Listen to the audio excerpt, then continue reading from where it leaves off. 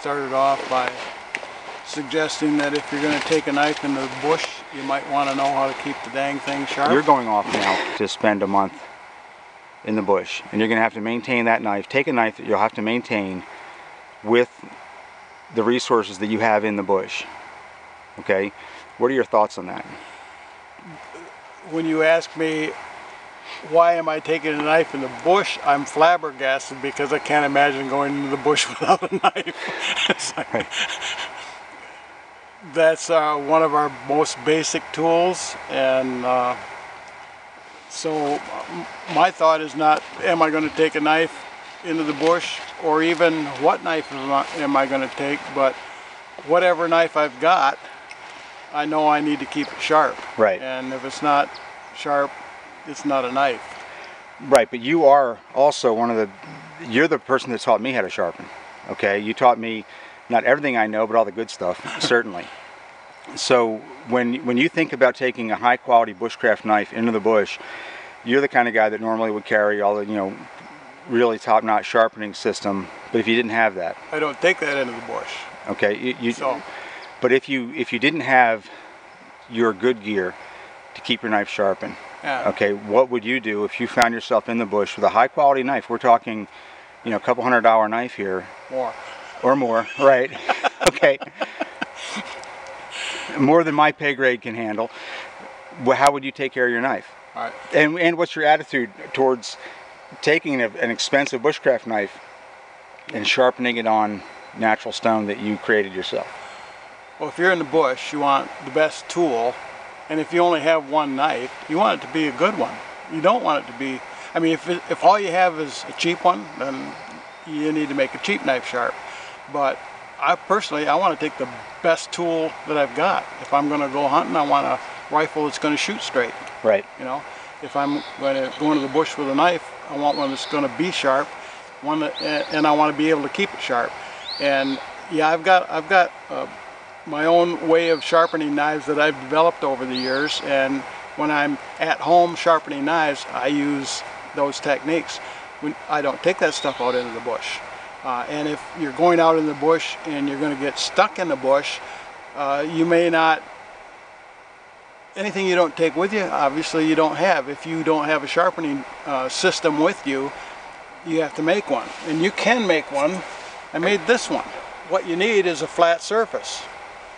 So I found a rock on the beach that was split in half. It was pretty flat to begin with. I took the two halves and I moved those together in a figure-8 pattern until it was flat. It's simple. You can do this in the bush, and now you have a sharpening stone.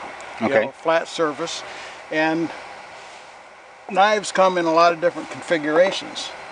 This is a Scandi grind. It's got a flat surface. This was made by Abe Elias at Diving Sparrow Knife Works. I like Abe's knives because the grips, he does a lot of woodworking. He's got a lot of experience using knives and doing woodworking.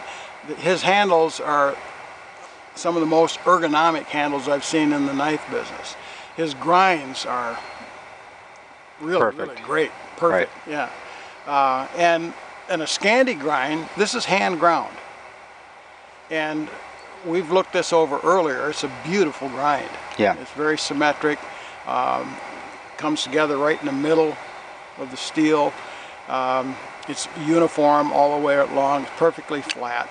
The nice thing about this particular grind, it's really good for woodcraft and all kind of woodwork.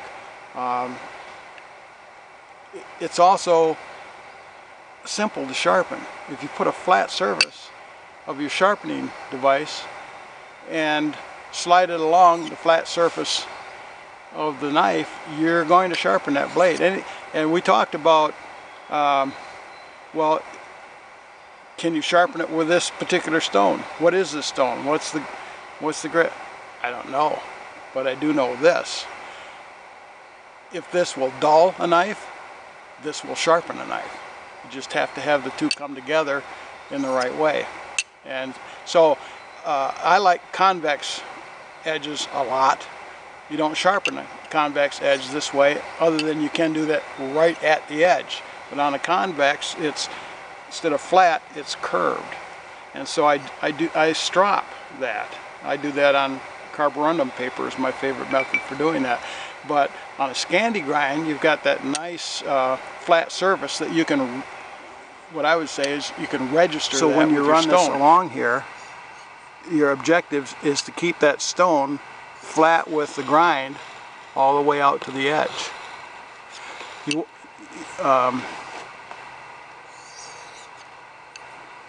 rinse and repeat. Right. You just keep on doing it. And you know what I would typically do is I would do this several times on one side, and then I'd flip it around and do it on the other side. And you switch hands. Yes. When you're going along the straight of the blade, you're pushing this in a straight line. And then up here, ideally you want to curve that with the same radius as the curve.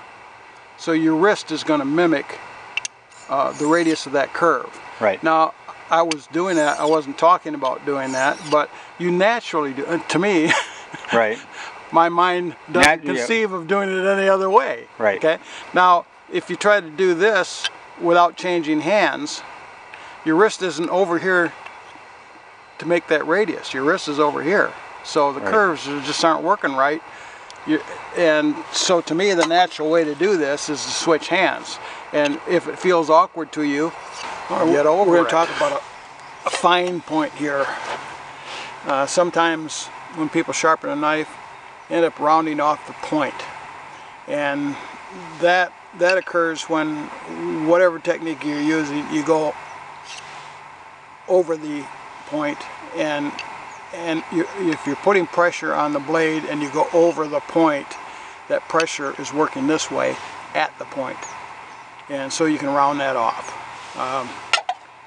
It's more important to get your knife sharp when you're out in the field. You need a sharp blade. Do you really need to have it that pointed?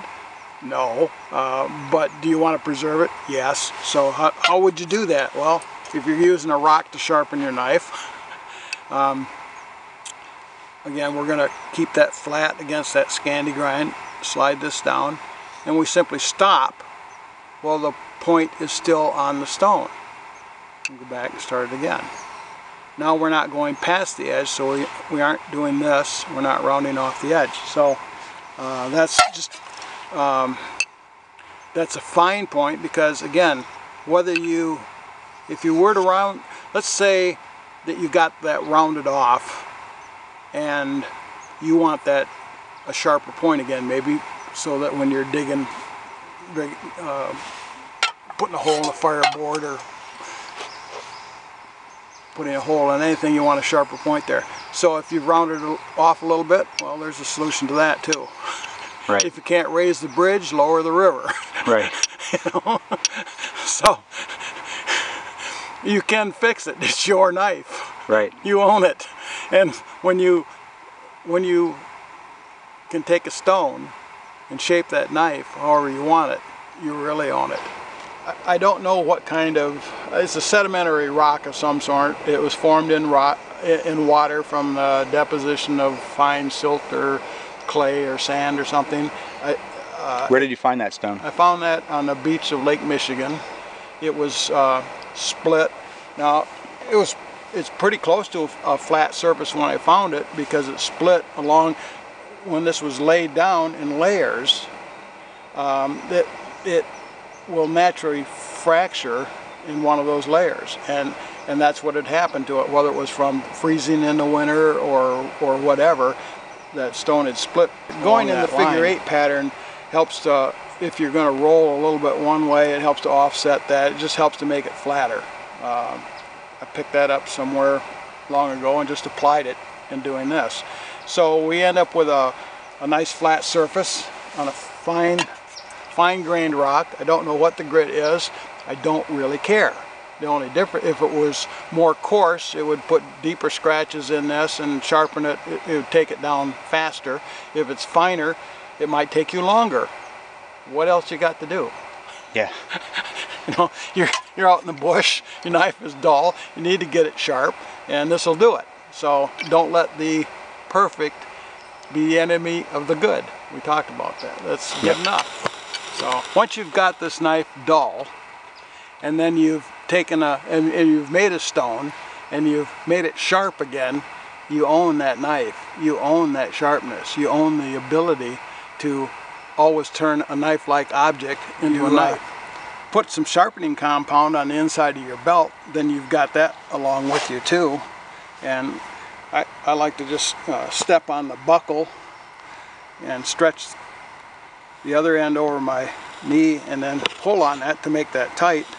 And then again lay the flat part of the knife of the edge on there.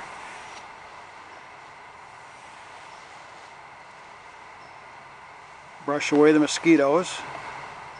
With a razor sharp knife in your hand. With a razor sharp knife in your hand.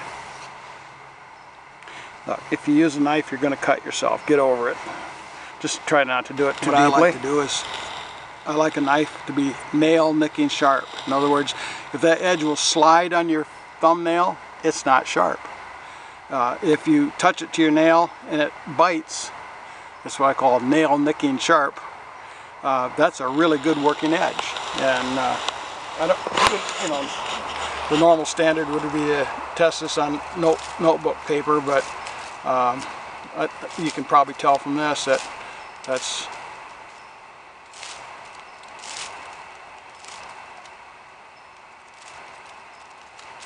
sharp.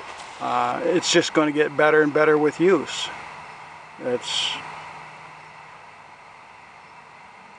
Now, are you satisfied with the edge that you can put on a knife with the stone that you created yourself? Heck yes. I mean, what's wrong with that edge? I don't think, you know, that's a better edge than you find on most brand new knives. And you did it yourself with something that you made yourself, a sharpener that you made yourself. It requires no resources that you don't have when you're stuck. The only resource you need is a rock, and it doesn't make a lot of difference. I mean, if it's a rock that will fracture roughly in a plane, and you can take the two pieces of that, rub them together to make it even more flat. I mean, you could do this even if it wasn't flat. It just wouldn't be as nice, you know. But with a little bit of work, you can take two relatively flat rocks, rub them together. Now, how long did it take you to create that stone? Oh, it might have taken a couple of hours. I don't. For me, it was an experiment. So it takes whatever. Takes what it takes. Takes what it takes. Right. Yeah, and you know, if you're in the bush, and a knife is your most important tool, and it certainly is one of the most, aside from what's up here, you know, this is one of the most important tools that you would have. And if it's that important to you, and it's important to keep it sharp, then it's important to do whatever you have to do to be able to keep it sharp. Part of that is making a system for sharpening. This is not the only way to do it. This is a way that you can do it, and then having the knowledge to use it. And that's not, there's nothing, you don't need a college degree to figure out how to do this. Take a stone, make it flat, put it on the edge, and repeat. And do that until the knife is sharp. When you're done, you've got a sharp knife.